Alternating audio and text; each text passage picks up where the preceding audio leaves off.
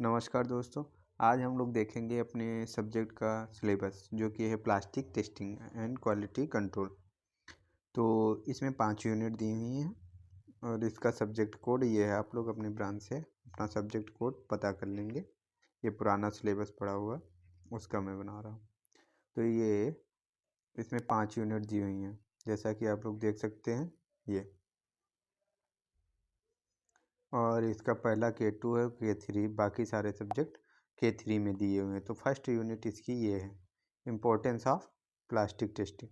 इसमें से ज़्यादा कुछ नहीं पूछता है एग्ज़ाम में, तो हम इस टॉपिक को फास्टली रिमूव कर देते हैं। और इसका जो सेकेंड यूनिट है ये इम्पोर्टेंट यूनिट है। इसमें से बहुत सारे चीज़ें एग्ज़ाम में पूछते हैं, जैसे टेंसाइल हो गया, कंप्रेसिव, फ्लेक्सुरल और इम्पैक्ट टेस्ट। ये सारी चीज़ें एग्ज़ाम में कई बार पूछा हुआ है। फ्रिक्शन एंड वेयर क्रीप भी पूछता है।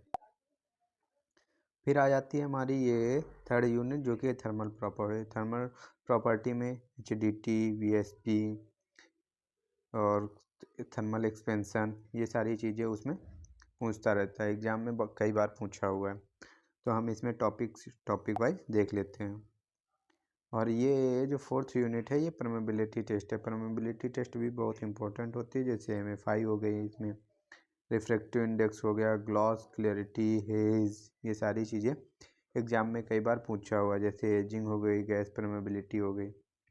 तो इस तरीके से ये फोर्थ यूनिट है। और जो फिफ्थ यूनिट है इसमें मेनली दो पार्ट में डिवाइडेड है।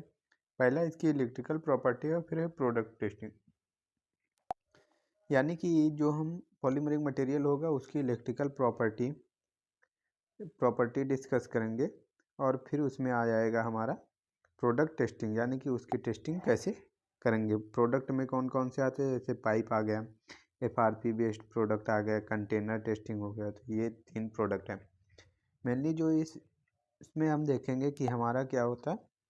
जो प्रोडक्ट हों जो मतलब हम इसमें वीडियो में आप लोग पाएंगे कि इसमें जो वीडियो बनेगा, एक वीडियो में बेसिक टू एडवांस होगा एक टेस्ट के बारे में, फिर दूसरा वीडियो दूसरे टेस्ट के बारे में होगा। अब हम डिस्कस कर लेंगे कि एग्ज़ाम में कैसे हमें कॉपी को लिखना है। तो एग्ज़ाम में कॉपी लिखते वक्त स्टूडेंट मेनली गलती करते हैं कि उनकी हेडिंग प्रॉपर नहीं रखते हैं। यानी कि जैसे एक मेन हेडिंग यहाँ से हो गई, जैसे कि यहाँ से हो गई डेफिनेशन, ठीक है। अब फिर हमें अगर फिर दूसरी मेन हेडिंग हो गई प्रोसेस। अब हम प्रोसेस की जो हेडिंग्स बनाएंगे, प्रोसेस के अंदर जो भी हेडिंग बना बना के लिखेंगे वो उनकी हेडिंग्स यहाँ से होंगी, जो कि इसकी सब हेडिंग्स कहलाएंगे।